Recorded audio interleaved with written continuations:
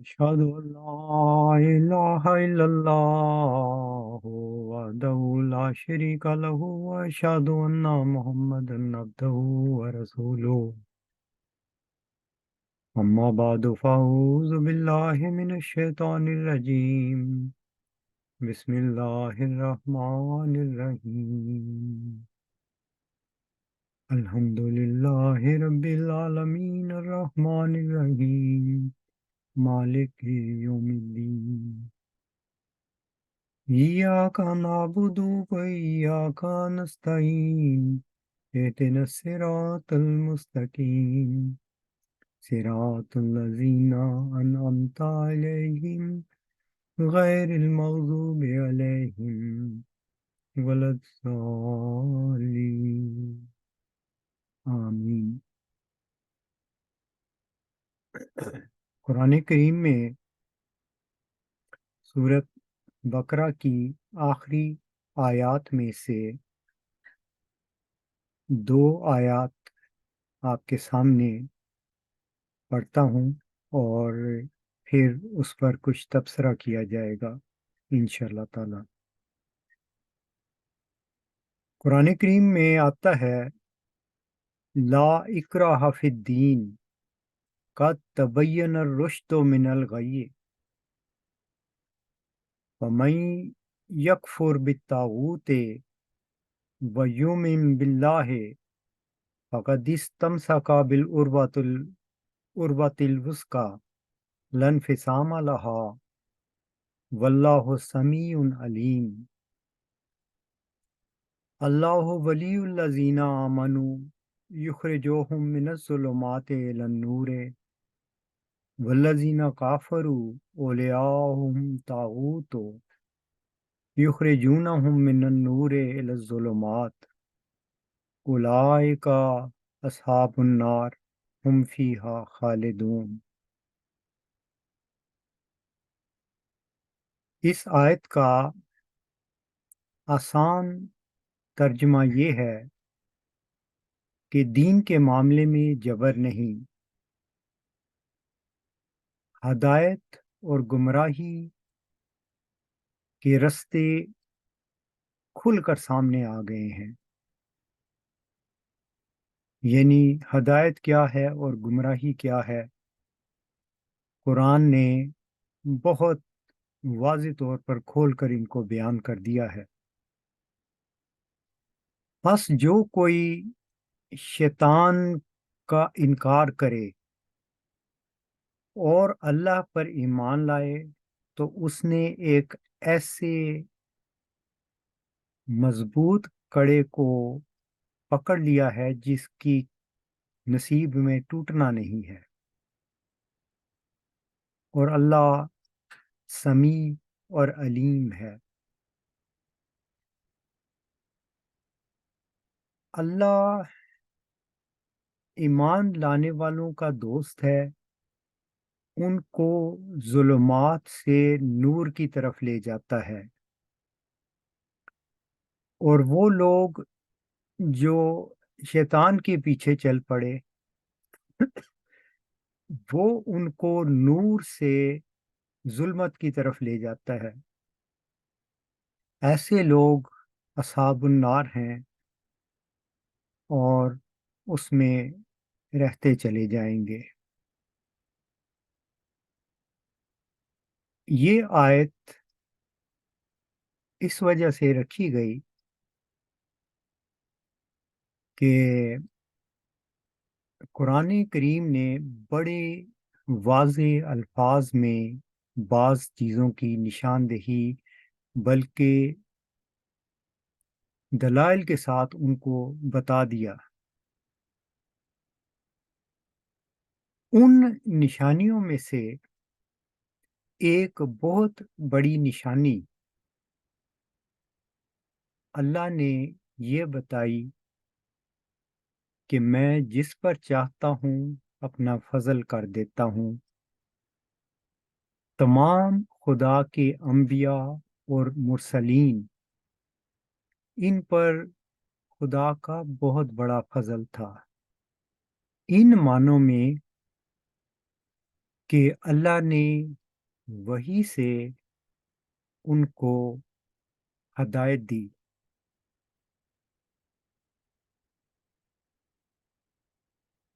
رسول کریم صلی اللہ علیہ وآلہ وسلم نے یہی فرمایا تھا، کل انما انا بشر مثلکم یوحا الیہ انما الہکم الہ واحد.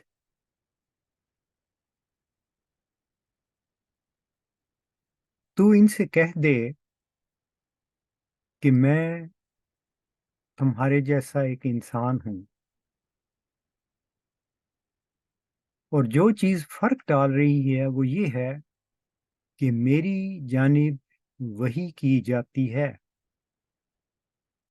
اور وہ وہی یہ ہے کہ اس کائنات کا ایک خدا ہے، اور اس خدا کی پرستش کرنی ہے. الہکم الہ واحد. یہ پیغام دیا گیا.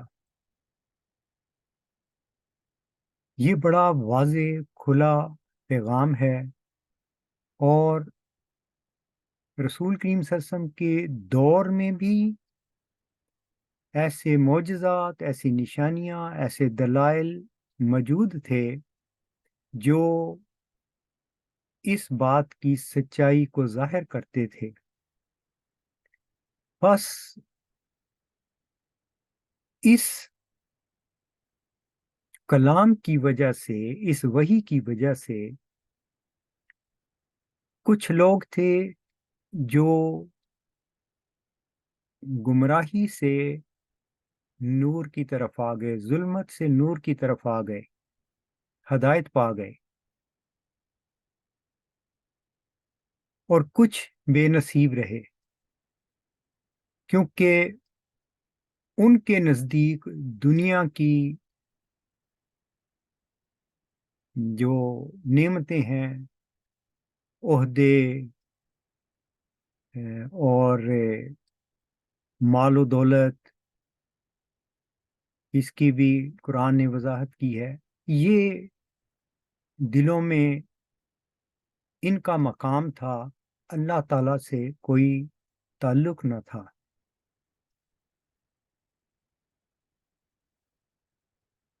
اور ہم پھر دیکھتے ہیں کہ امتداد زمانہ سے لوگوں کے خیالات بدل گئے، وہ پھر ظلمت کی طرف جانا شروع ہو گئے. تو پھر 1400 سال بعد اللہ تعالیٰ کا یہ فضل حضرت مرزا غلام احمد قادیانی علیہ السلام پر نازل ہوا، اور آپ کی الہام اور مختلف وحیوں کا ایک مجموعہ کتابی شکل میں بھی شائع ہو چکا ہے. بس یہ جو شروع میں بات کی گئی تھی کہ یوحا الیہ، اس کی ایک وضاحت اور رنگ میں بھی ہے قرآن میں، کہ وہی ذات ہے جس نے تیری طرف وہی نازل کی، اور ان لوگوں کی طرف بھی جو تجھ سے پہلے تھے.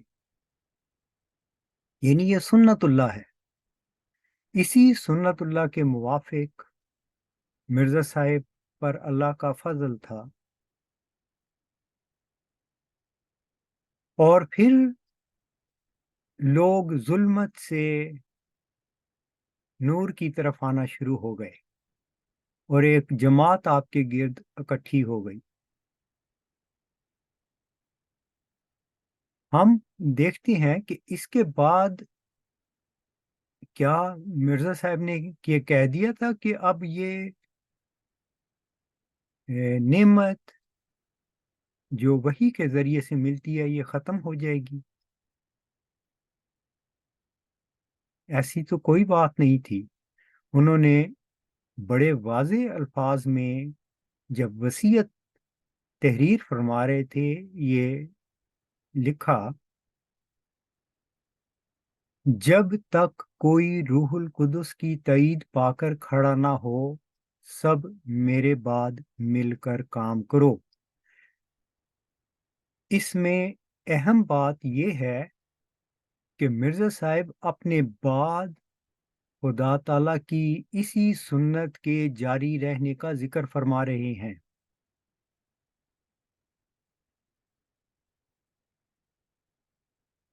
تو جس طرح مسلمانوں نے رسول کریم صلی اللہ علیہ وسلم کے بعد یہ گمان کر لیا کہ اب خدا تعالیٰ ہم کلام نہیں ہوگا، یہی کام یہاں پر بھی مرزا صاحب کی جماعت میں ہو گیا۔ خدا تعالیٰ کی اس سنت کو جو ہمیشہ سے جاری ہے اور جاری رہے گی، اس کا انکار کر دیا گیا۔ اس کے بالمقابل ایک عجیب وجود کھڑا گیا جس کو خلافتی وجود کہا جاتا ہے۔ ایک ایسی کمیٹی تشکیل دے دی گئی جو کہ قیامت تک یہ فیصلہ کرے گی کہ اللہ نے کس کو بنانا ہے، یعنی اللہ تعالیٰ کا اختیار ختم کر دیا گیا۔ یہ ہے جو مرزا صاحب علیہ السلام کے بعد، یعنی ان کے ذریعے سے جو نور آیا تھا، وہ پھر گمراہی کی طرف جانا شروع ہو گیا، اور ایک ایسا نظریہ مسلط کر دیا گیا جس کا کوئی تصور بھی نہیں مرزا صاحب نے دیا تھا۔ اس کی بات میں ابھی بعد میں کروں گا۔ خدا کے بالمقابل خلافتی کمیٹی کو کھڑا کر دیا گیا کہ یہ فیصلے کرے گی۔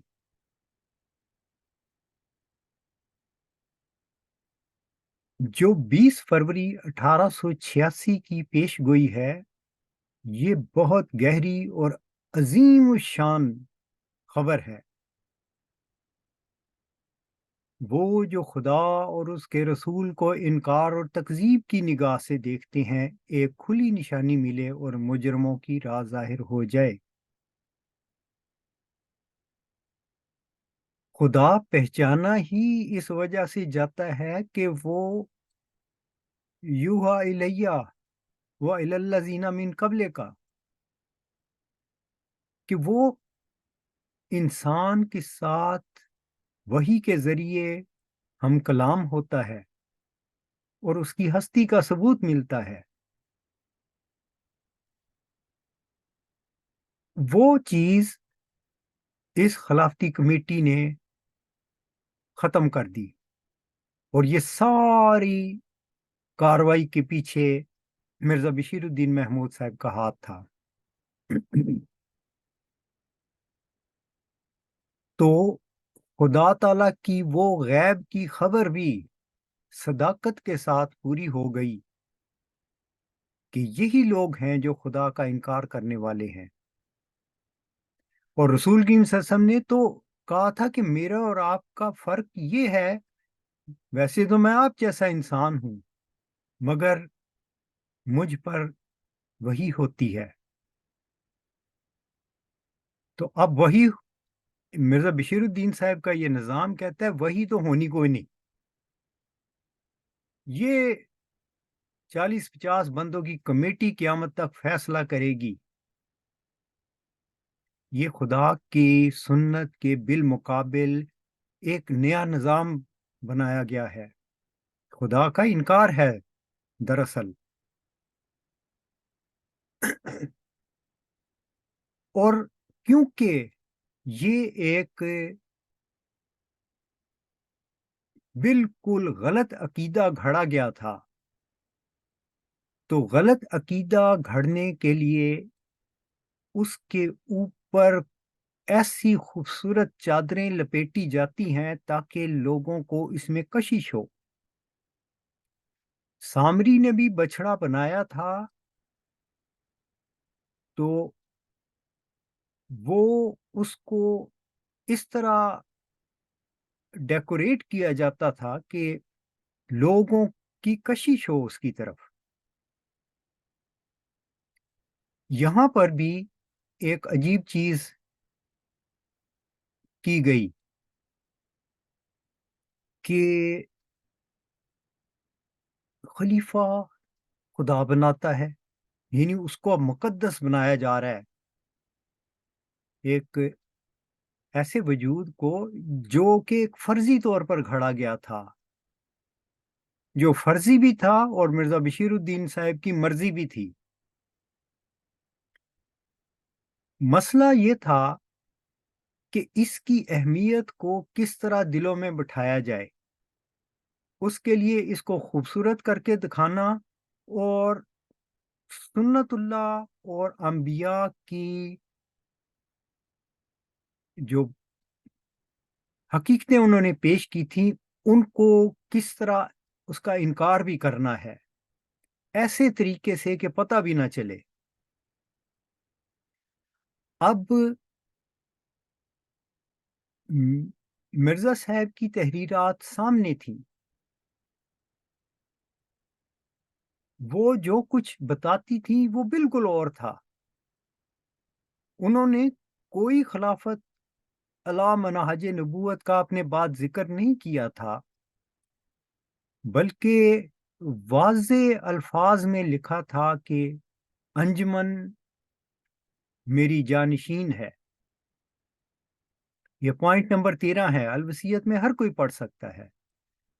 اور پھر پوائنٹ نمبر 14 بھی پڑھا جا سکتا ہے جس میں لکھا ہے کہ اس انجمن کے تحت دنیا میں کے دور دراز کے ممالک میں بھی ذیلی انجمنیں بنائی جائیں جو اسی انجمن کے تابع کام کریں۔ یہاں پہ کوئی تصور بھی نہیں دیا کہ کوئی خلیفہ ہوگا جس کے تابع یہ تنظیمیں کام کریں گی۔ 14 رکنی کمیٹی کو فل پاورز دی گئی تھیں۔ اب ایسے واضح اور صاف پیغام کو رد کرنا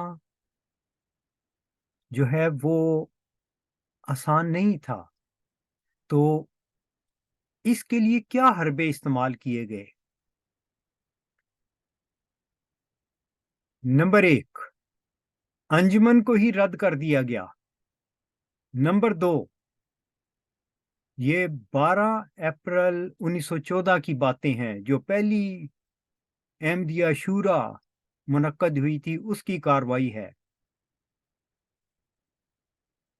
کہ جہاں جہاں مرزا غلام احمد قادیانی علیہ السلام کا نام لکھا ہے اسے کاٹ کر یہ لکھ دیا جائے کہ مرزا بشیر الدین محمود کا فیصلہ قطعی اور حتمی ہوگا، کیونکہ مرزا بشیر الدین محمود صاحب جانتے تھے کہ جب تک مرزا صاحب کے فیصلے موجود ہیں تو انجمن اور دیگر علماء وہ سامنے رکھتے رہیں گے کہ مرزا صاحب علیہ السلام نے تو یہ فیصلہ فرمایا تھا۔ اس لیے انہوں نے اس کو جڑوں سے کاٹنے کی کوشش کی کہ مرزا صاحب کے فیصلے کو رد کر دو، جو میں فیصلہ کروں گا وہی قطعی اور حتمی سمجھا جائے۔ وہ پاورز اپنے پاس شفٹ کر رہے ہیں، اور پھر وہ پاورز ختم کر کے اور جو فرضی وجود گھڑا گیا تھا اس کو خوبصورت کر کے دکھایا جا رہا تھا۔ اس معاملے میں بھی قرآن کریم کی ایک آیت آپ کے سامنے رکھتا ہوں جو اس چیز کی وضاحت کرتی ہے۔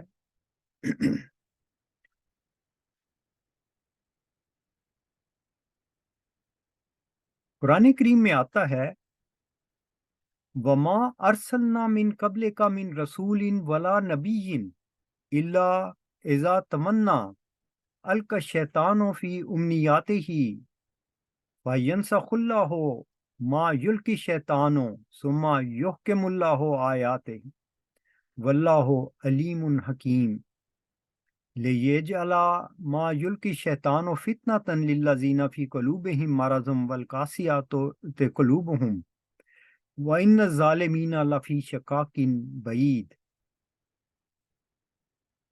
یہ آیت یہ بتا رہی ہے کہ ہم نے تجھ سے پہلے کوئی رسول اور نبی نہیں بھیجا کہ جب اس نے تمنا کی تو شیطان نے اس میں ملاوٹ کر دی، پھر اللہ تعالیٰ اس کو جو شیطان ملاوٹ کرتا ہے اس کو منسوخ کرتا ہے اور اپنی نشانی کو مستحکم کرتا ہے، اپنی بات کو مستحکم کرتا ہے، اور اللہ علیم اور حکیم ہے۔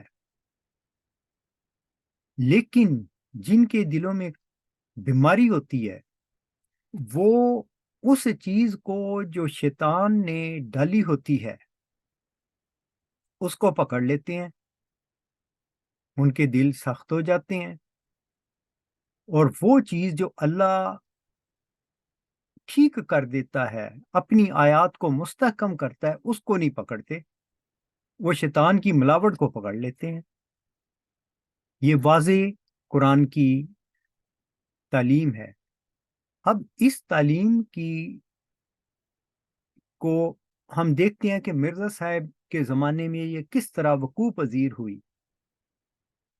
مرزا صاحب علیہ السلام جب الوصیت لکھ رہے تھے، اور وصیت کا مطلب ہی یہ ہوتا ہے کہ میرے اس دنیا سے چلے جانے کے بعد کیا کرنا ہے، تو وہ ایک تسلی دے رہے ہیں کہ اللہ تعالیٰ کہ یہ پیچھے جو 3 نبی گزرے ہیں رسول، وہ ان کا دیکھیں کہ ان کے فوت ہو جانے کے بعد کیا ہوا تھا۔ حضرت موسیٰ علیہ السلام کی مثال دی، حضرت عیسیٰ علیہ السلام کی مثال دی، اور رسول کریم صلی اللہ علیہ وسلم کی مثال دی، اور یہ کہا کہ یہ اللہ تعالیٰ کی سنت ہے کہ وہ جب اس طرح دنیا میں ہدایت آتی ہے اور ان کے جانے کے بعد پھر گمراہی اور ظلمت شروع ہو جاتی ہے، تو اللہ تعالیٰ پھر ہدایت بھیج دیتا ہے۔ وہاں پر ممکنہ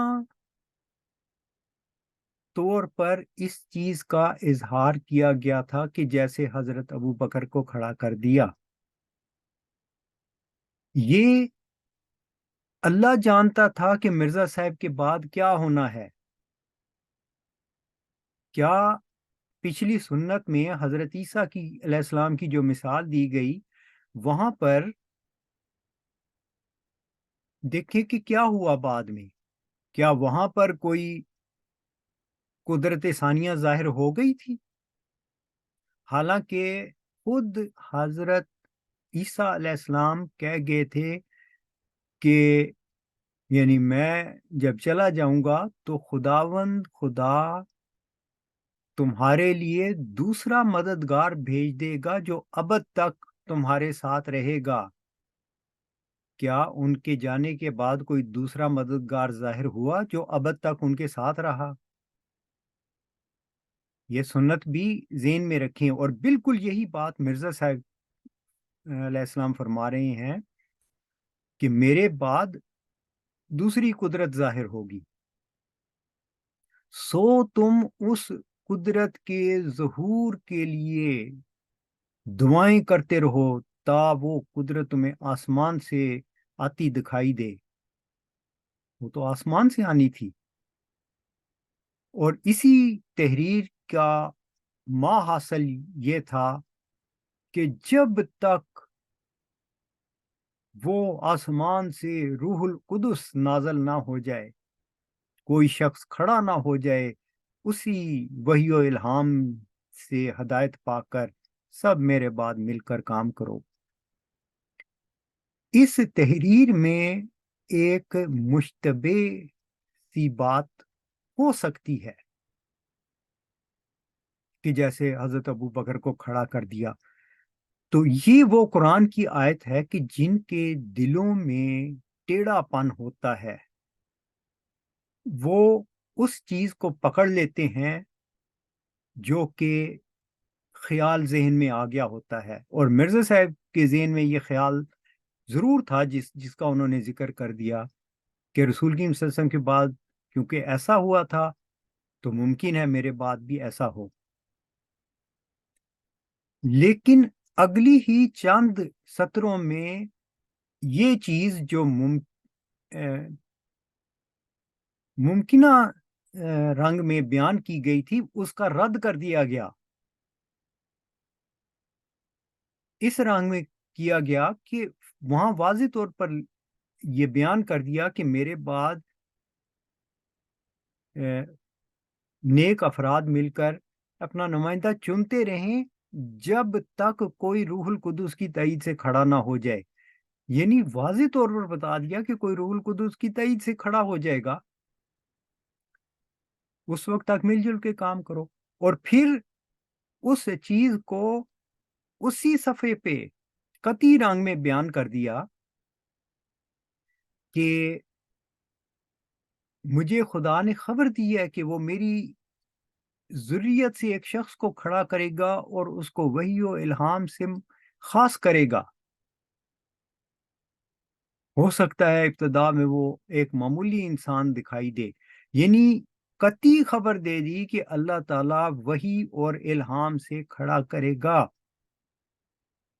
وہ ہے روح القدس کی تائید سے کھڑا ہونے والا. باقی جو ووٹوں سے بنو کے جیسے دنیا میں نظام چلتے ہیں کہ ووٹوں کی اس کے ذریعے سے ایک لیڈر چنا جاتا ہے، جمہوری نظام ہی اس طرح چلتے ہیں.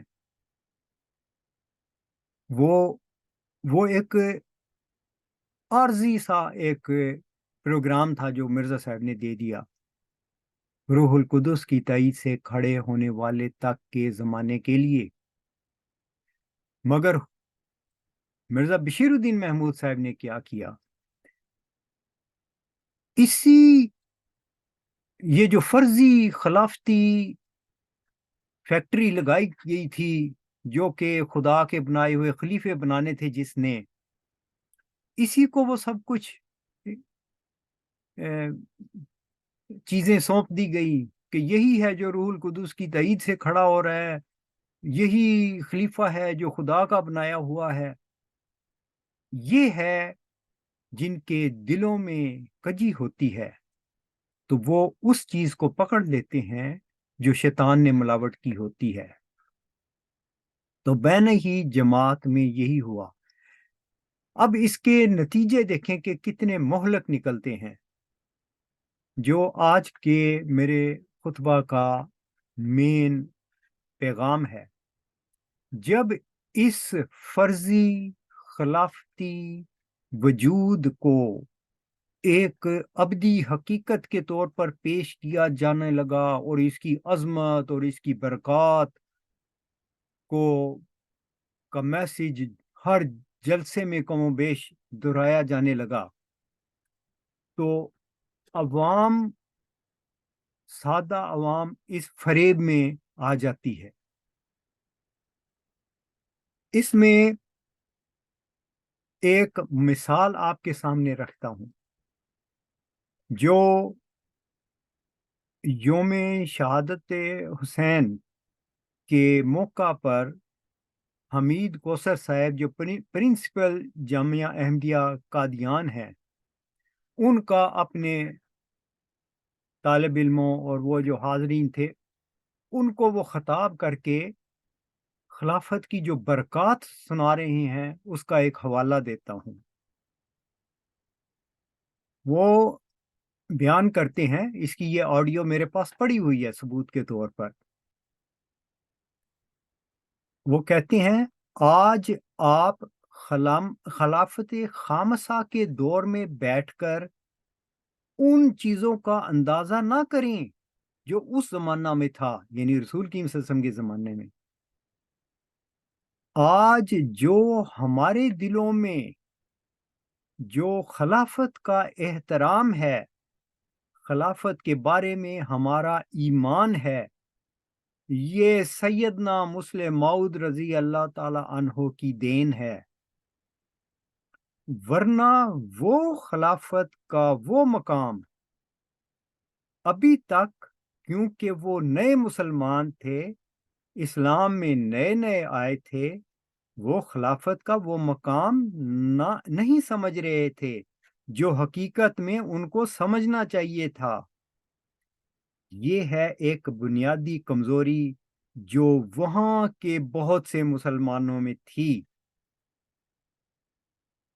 اب آپ دیکھیے کہ یہ اس مصنوعی فرضی مرزا بشیر الدین محمود صاحب کی تراشی ہوئی خلافت، اس کو کتنی عظمت دے رہے ہیں، کہہ رہے ہیں کہ جو رسول کریم صلی اللہ علیہ وسلم کے زمانے میں مسلمان تھے وہ تو نئے نئے مسلمان ہوئے تھے، ان کو پتہ ہی نہیں تھا کہ خلافت کیا چیز ہوتی ہے، اس کی قدر کس طرح کرنی ہے۔ تو ہم نے تو مرزا بشیر الدین محمود صاحب سے جو سیکھا ہے وہ ہے دراصل خلافت کی اصل محبت۔ یہ اس پر اتنے اعتراضات ہوتے ہیں، گویا وہ یہ حمید کوثر صاحب کہہ رہے ہیں کہ رسول کریم صلی اللہ علیہ وسلم تو تربیت ہی نہیں کر سکے، خلافت کا احترام ہی نہیں بٹھا سکے، جو کام وہ نہیں کر سکے وہ مرزا بشیر الدین محمود صاحب نے کر دیا۔ یہ ہے وہ عظمت، یہ ہے مرزا بشیر الدین محمود صاحب کی دین۔ آج جو ہم اس قدر خلافت کا بلند مقام سمجھتے ہیں، یہ پہلے لوگوں کو کب سمجھ آیا تھا؟ اور میں یہ کہتا ہوں کہ یہ وہ خلافت ہے جس کا تصور بھی مرزا صاحب نے نہیں دیا تھا۔ یہ وہی سامری نے جس طرح بچڑا تراشا تھا، مرزا بشیر الدین محمود صاحب نے ایک فرضی خلافتی وجود تراشا تھا۔ یہ ہے جو قرآن کریم کا میسج ہے کہ جن کے دلوں میں ٹیڑھا پن ہوتا ہے، اور یہاں پر میں ٹیڑھے پن کی ایک اور وجہ بھی بتا دوں۔ میں نے گزشتہ خطبہ میں بھی یہ بات سامنے رکھی تھی کہ دراصل مرزا بشیر الدین محمود صاحب کے ذہن میں یہ بات بیٹھی ہوئی تھی کہ میں ہی مرزا صاحب کا جانشین ہوں، اور یہ بات بٹھانے والے میر ناصر نواب صاحب ہیں۔ ایک دفعہ یہ سوال آیا تھا کہ جماعت احمدیہ میں خلافت یا خلیفہ کا لفظ کس طرح رائج ہوا، کس نے کیا؟ میری ذاتی تحقیق اس کے بارے میں یہ ہے کہ یہ تصور یا یہ خیال کہ مرزا صاحب کا جانشین کون ہوگا اس حد تک میر ناصر نواب صاحب کی طرف سے آیا۔ میر ناصر نواب صاحب ایک گدی نشین تھے، میر درد کے سلسلہ سے تھے، جہاں باپ کے بعد بیٹا جانشین ہو جاتا ہے۔ اس لیے وہ یہ سمجھتے تھے کہ مرزا صاحب کے بعد ان کا بیٹا جانشین ہے، اور بڑا بیٹا کیونکہ مرزا بشیر الدین محمود صاحب تھے، وہ اسی کے بارے میں سمجھتے تھے۔ یہ باتیں مرزا بشیر الدین محمود صاحب جو تھے، انہوں نے ان باتوں کو عملی طور پر ڈھالنے کے لیے اس فرضی خلافتی وجود کو اپنی سپورٹ کے لیے تراشا۔ آپ دیکھ لیں کہ جب حضرت حکیم مولوی نور الدین رضی اللہ تعالی عنہ کے دور میں جو اختلافی مسائل آئے، اس میں یہ تھے کہ اراکین انجمن کی کثرت انجمن کو ہی جانشین سمجھتی تھی، مگر مرزا بشیر الدین اور ان کے ہم نوا، جس میں میر ناصر نواب صاحب اور خلیفہ رشید الدین صاحب وغیرہ تھے، وہ خلافت کی آوازیں بلند کرتے تھے۔ یعنی دو گروپ بن گئے ہوئے تھے، ایک خلافت کے رنگ میں اپنی آوازیں بلند کر رہا تھا یا خلافت کی تائید میں اپنی آوازیں بلند کر رہا تھا، اور ایک انجمن کی کثرت سے اراکین تھے جو اس کے خلاف تھے۔ تو یہ آوازیں اس زمانے میں اٹھنا، یہ وہ محرکات تھے جو مرزا بشیر الدین محمود صاحب کی جانب سے شروع ہوئے تھے، اور انہوں نے بہت سارے ایسے سٹیپ لیے جو ان کی اپنی کاروائیاں تھیں، اپنی تسلط کو قائم کرنے کے لیے، جس کا کئی دفعہ ذکر کیا جا چکا ہے کہ مجلس انصار اللہ بنا دینا، یعنی انجمن کے بالمقابل ایک انجمن کھڑی کر دینا، ایک تنظیم کھڑی کر دینا،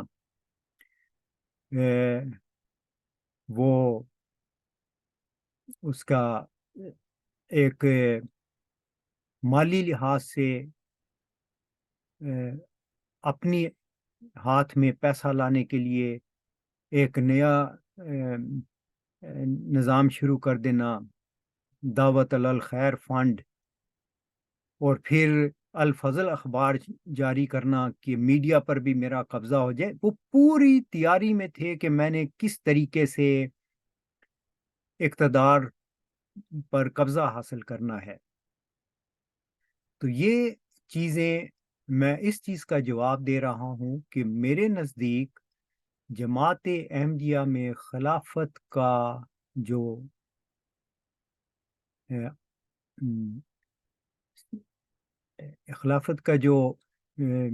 لفظ جاری ہو گیا، اس کے پیچھے خود مرزا بشیر الدین محمود صاحب کی کاروائیاں ہیں۔ اگرچہ حضرت حکیم صاحب نے بھی اس لفظ کو استعمال کیا ہے، لیکن اس کی ایک الگ بحث ہے۔ تو یہ وہ چیز ہے جو ہم اس زمانہ میں دیکھتے ہیں کہ جو آیت پڑھی گئی تھی کہ اللہ تعالیٰ جب کسی شخص پر اپنا فضل وحی و الہام سے نازل کرتا ہے تو اس کے ماننے والے جو ہوتے ہیں وہ ظلمت سے نور کی طرف آ جاتے ہیں، اور جن کے دلوں میں ٹیڑھا پن ہوتا ہے وہ نور سے ظلمت کی طرف چلے جاتے ہیں۔ آج ہم یہ دیکھتے ہیں کہ یہ نور جو مرزا صاحب کے ذریعے سے آیا تھا، اس سے ظلمت کی طرف اس حد تک چلے گئے ہیں کہ وہ خدائی سلسلہ، وہ سنت اللہ جو جاری ہے، جو مرزا صاحب خود کہتے ہیں کہ جب تک کوئی روح القدس کی تائید پا کر کھڑا نہ ہو میرے بعد مل کر کام کرو، وہ تصور ہی مٹ گیا ہوا ہے۔ کیونکہ تصور کیا ذہنوں میں راسخ ہو گیا ہے کہ قیامت تک یہی خلافتی فیکٹری کا پروڈکٹ خدائی پروڈکٹ کہلائے گا۔ یہ ہے مرزا صاحب کے دیے گئے نور کا انکار کر کے ظلمت کی طرف چلے جانا، اور یہ اسی آیت کے تحت میں نے بیان کیا ہے جو قرآن شریف میں آتی ہے۔ آج ہم یہ کہتے ہیں، دوسری آیت جو قرآن شریف کی میں نے پڑھی تھی، لا اکراہ فی الدین، دین میں جبر نہیں ہے. ہم اس جماعت کے افراد، اس کی انتظامیہ کو کہتے ہیں کہ دین میں جبر نہیں ہے، آپ جو چاہیں راستہ اختیار کر لیں، خدا کا انکار کریں اور اپنے ووٹوں سے بنائے گئے بندے کو خدائی وجود قرار دے دیں، یہ آپ کی مرضی ہے. مگر یہ یاد رکھیں، قد تبین الرشد من الغی، ہدایت اور گمراہی کے راستے بڑے واضح طور پر کھول کے بیان کر دیے ہیں. دیکھیں، جیسے ہم یہ دیکھتے ہیں کہ ایک کبھی ٹی وی پر بھی اور واٹس ایپ پہ یہ آ جاتا ہے کہ کوئی پیر صاحب ہیں بیٹھے ہوئے ہیں، کہہ رہے ہیں کہ زمین ساکن ہے اور باقی ستارے سیارے اس کے گرد گردش کر رہے ہیں. کیوں؟ جی قرآن شریف میں آتا ہے کہ ہم نے زمین کو بچھا دیا، فلیٹ ہموار سطح کر دی بس. اور وہ درس گاہوں میں بچوں کو یہ تعلیم دے رہے ہیں، بچوں کے ذہن میں یہی بیٹھنا ہے. لیکن علمی ترقی نے ایسے دلائل رکھے ہیں جن کے یہ پیر شیر جواب نہیں دے سکتے.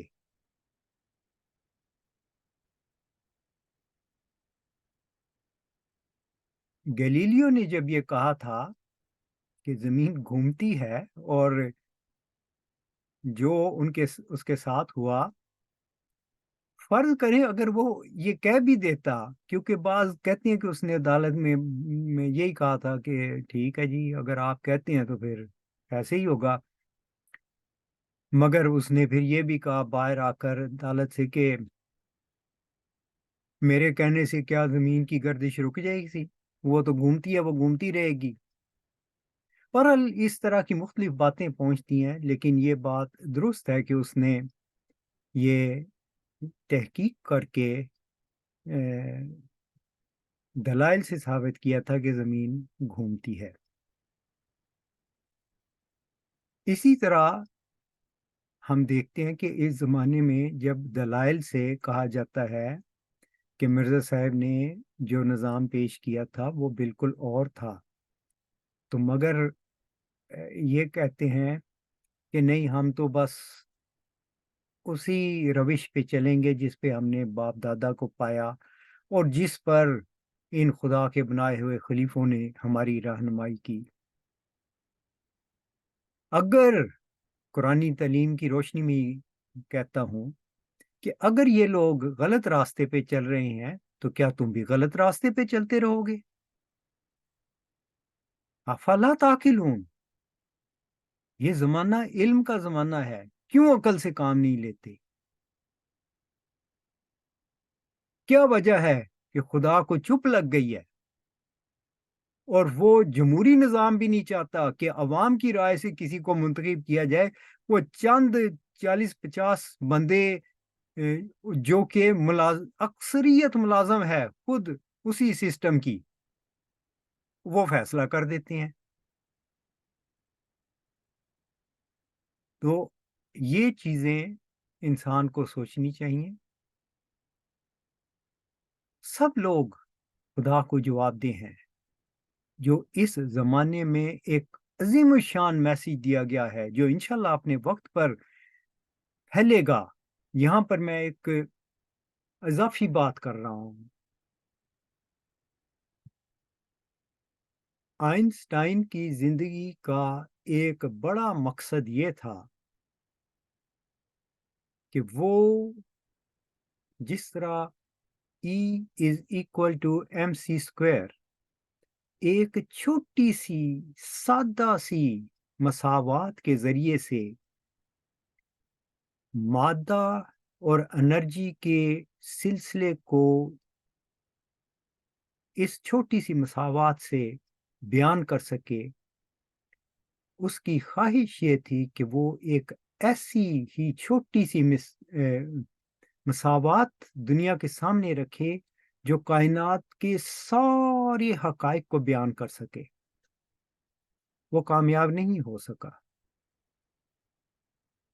آج اس زمانہ میں میرے نزدیک ورچو از گاڈ، جو کہ جمبا صاحب کو الہاماً روح القدس کی تائید سے اللہ نے بتایا، یہ وہ مساوات ہے جو نہ صرف کائنات کی تخلیق کا مکمل نقشہ پیش کرتی ہے، بلکہ اس سے بڑھ کر اور اس چیز سے بھی بڑھ کر جو آئنسٹائن دنیا کو دینا چاہتا تھا، اس سے بھی بڑھ کر خالق اور مخلوق کے رشتے کو علمی لحاظ سے ظاہر کرتی ہے. یہ وہ چیز ہے جس کو خدا نے کہا تھا کہ فتح اور ظفر کی کلید تجھے ملتی ہے.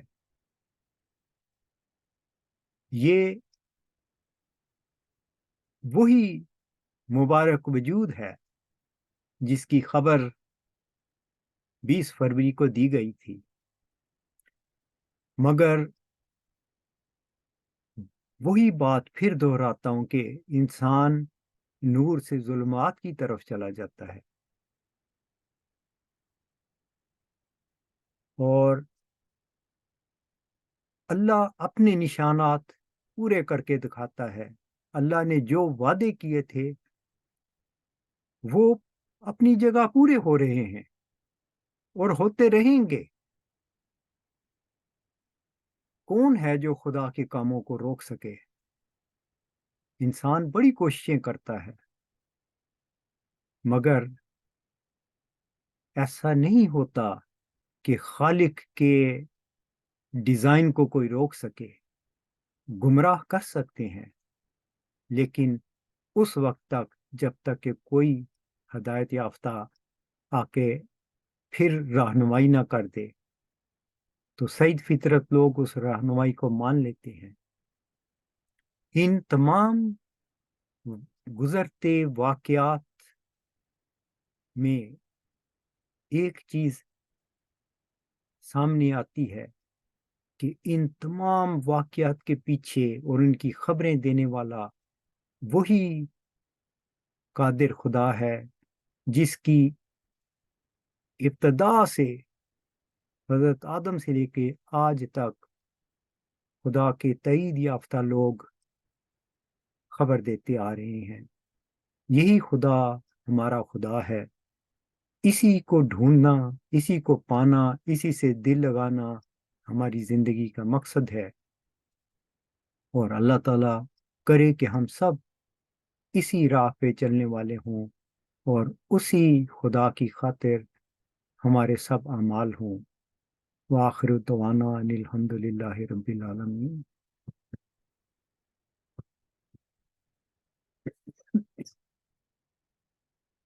الحمد للہ نحمده ونستعینه ونستغفره ونؤمن به ونتوکل علیہ ونعوذ باللہ من شرور انفسنا ومن سیئات اعمالنا